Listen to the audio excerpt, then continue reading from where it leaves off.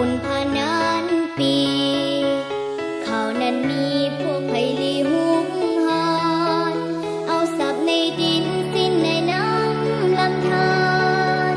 ทางเผ่าพานบ้านเมืองแต่สลายแค่ตุนสิ้นกินข้าวเหนียวเสียงแคนเขินขาดแคลนอาหารหิวโหยตาย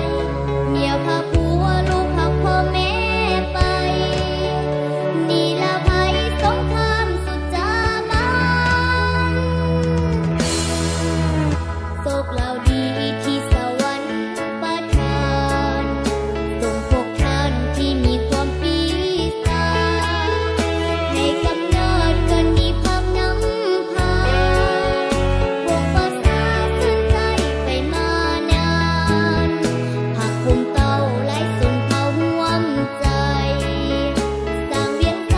ในดินแดนหัวพันเป็นฐาน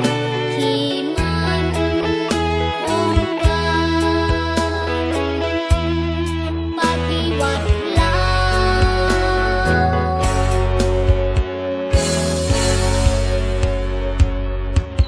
จักรพันธ์วังหมดดำกันปฏิวัติเฮาสุมกำลังทางหน้าดินทางหัวบินเทบ่มลงฟ้าสาดทานดินสะเทือนเหมือนเวียงใจสิล้มลงเลือดปฏิวัติไล่พิทักษ์เวียงใจไว้ได้มั่นคงสู้ทรนงแข็งแกร่งเกินคำพาไล่ล่าดักทักศัตรูผู้แข่งกันหนีไปที่มันเวียงใจเป็นคนไทยเป็นบ้ากายหัวหน้าลาวต้องสู้เพื่อกอบกู้เอกราชคืนมาขยายเขตปลด